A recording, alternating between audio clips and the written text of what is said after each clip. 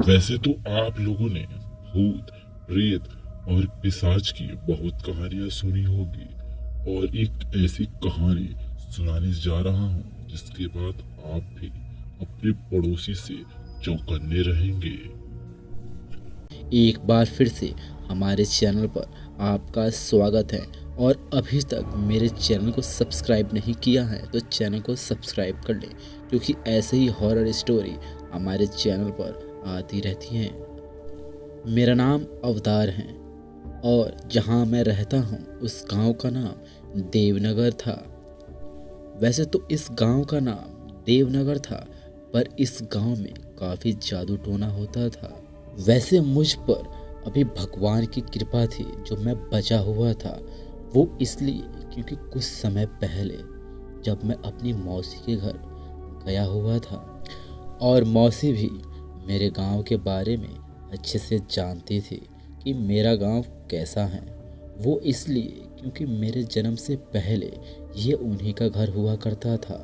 शादी होने के बाद वो अपने ससुराल में ही रहने लगी, और मैं यानी मेरी मम्मी यहीं नाना के घर पे रहने लगी, क्योंकि मेरी मम्मी का कोई भाई नहीं था।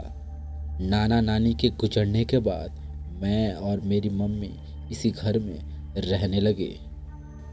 कुछ समय बाद मेरी मम्मी का भी स्वर्गवास हो गया और मैं उस घर में अकेला ही रहता था। अभी मेरी शादी नहीं हुई थी। मौसी कई बार कहती थी शादी करने के लिए, लेकिन मैं किसी बहाने से शादी को टाल देता था। एक दिन मेरी मौसी ने अचानक मुझे अपने घर बुलाया। मैं मौसी से पूछने लगा कि मौसी, आखिर क्या बात है जो तुम मुझे अपने घर बुला रही हो। मौसी ने इस चीज़ का जवाब नहीं दिया और मुझे अपने घर डायरेक्ट बुला लिया। जब मैं अपनी मौसी के घर पहुंचा तो जाकर देखता हूं कि मौसी के घर में एक तांत्रिक बैठा हुआ था। जिसके बाद मौसी ने उस तांत्रिक से कहकर मेरे गले में एक ताबीज़ बंधवा दिया, मेरी हिफाजत के लिए, कि मेरे ऊपर किसी भी प्रकार की काली शक्तियों का बुरा असर ना हो। मौसी के घर पर 5 दिन रुकने के बाद मैं अपने घर लौट गया। घर पहुंचने के बाद पता चलता है कि मेरे पड़ोसी की तबीयत बहुत ज़्यादा ख़राब है, और मुझे ये भी पता चला कि किसी भी अस्पताल में भर्ती करवाने पर उनकी तबीयत अच्छी नहीं हो रही थी। शायद मैं समझ गया था कि ये हो ना हो किसी की चाल, किसी प्रकार का जादू टोना है। लोगों की बात सुनने के बाद मैं अपने पड़ोसी के घर गया, जहाँ पर वह बीमार आदमी लेटा हुआ था। मैं उसके पास ही जाकर बैठ गया और उस बीमार आदमी से बातें करने की कोशिश की। मैंने उस आदमी को काफ़ी बार आवाज़ लगाई, लेकिन वो आदमी बिल्कुल ही शांत अवस्था में लेटा रहा। जिसके बाद मैंने उसके घर वालों को आवाज़ लगाई और वो मेरे पास आए। मैंने कहा कि ये आखिर कुछ बोल क्यों नहीं रहा है, और मेरी बात सुनकर उसकी पत्नी थोड़ी हैरान हुई। जिसके बाद औरत ने उस बीमार आदमी के शरीर से चादर हटाया तो पता चलता है कि वो आदमी मर चुका था, जिसे देखकर उसकी पत्नी वहीं रोने लगी। कुछ समय के बाद मैं भी वहाँ से उसके घर से चला आया और अपने ही घर में बैठकर कुछ सोचने लगा। पर अब भी उस बीमार आदमी का मरा हुआ शरीर मेरे आंखों के सामने नाच रहा था।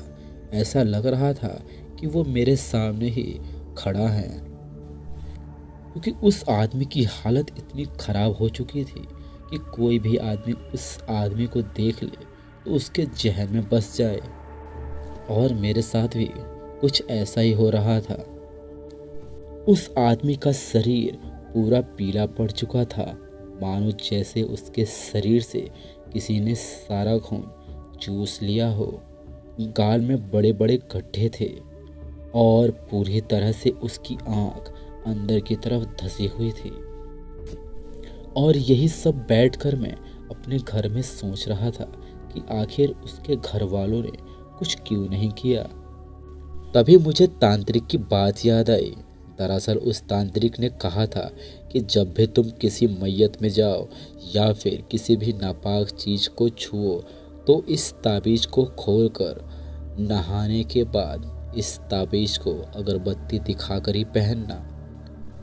और इतना सोचने के साथ ही मैं अपने बिस्तर से उठा और अपने गले से ताबीज़ को निकालकर रख दी और नहाने के लिए चला गया। और मैंने यही गलती कर दी। जब मैं नहा कर निकला तब मैंने अपनी ताबीज़ को अगरबत्ती तो दिखाई पर उस ताबीज़ को नहीं पहना और इतनी गहरी नींद में सो गया था कि कब दिन से रात हो गई पता ही नहीं चला। और अब भी मेरा मन बिस्तर छोड़ने का नहीं हो रहा था। तभी मुझे अपने कानों के पास कुछ अजीब सी आवाज़ें आने लगी जो कुछ बुदबुदा रही थी। मैं नींद में इतना ज़्यादा चूर था कि कुछ समझ नहीं आ रहा था कि आज मुझे इतनी नींद आखिर क्यों आ रही है। और ना ही मेरे पास बुदबुदाने की आवाज़ से मुझे कुछ फर्क पड़ रहा था। और किसी तरह मैंने अपनी करवट बदली तो देखता हूँ कि मेरा पड़ोसी जो आज ही मरा था ठीक मेरे बगल में सोया हुआ था और मुझे अपनी दोनों आंखें फाड़ फाड़ कर देख रहा था। और अगले ही पल मेरा नाम पुकारने लगा, अवतार अवतार था।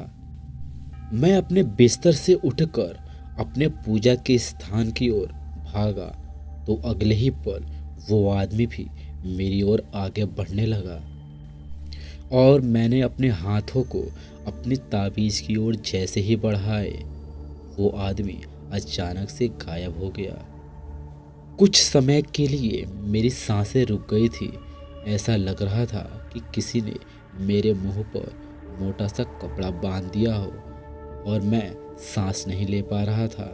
पर जैसे ही मैंने अपनी ताबीज़ उठाई मेरी जान में जान आई और दोबारा से मेरी सांसें चलने लगी।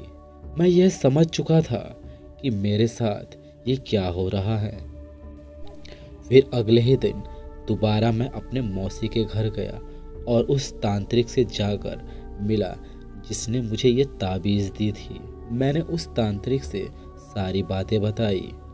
तांत्रिक कहने लगा कि अक्सर ऐसा हो जाता है कि जब कोई आदमी जिस किसी अकेले आदमी के सामने मरता है तो उस मरे हुए आदमी की आत्मा उसके सामने खड़े आदमी की आत्मा से जुड़ जाती है और उसे भी अपने साथ लेकर जाने की कोशिश करती हैं। पर इस मेरे दिए हुए ताबीज़ ने तुम्हारी जान बचा ली। मैंने तांत्रिक से पूछा कि अब डरने की कोई बात तो नहीं है। तो तांत्रिक कहने लगा कि नहीं, जब तक तुम्हारे साथ तुम्हारे गले में ये ताबीज़ पड़ा रहेगा तुम्हें बुरी शक्तियाँ छू भी नहीं पाएंगी।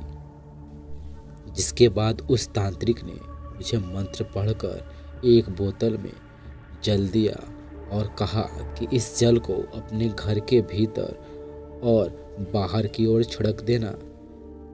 जिस भी काली शक्ति का प्रकोप तुम्हारे घर पर होगा वो सारी दूर हो जाएंगी और सब कुछ पहले जैसा ही हो जाएगा।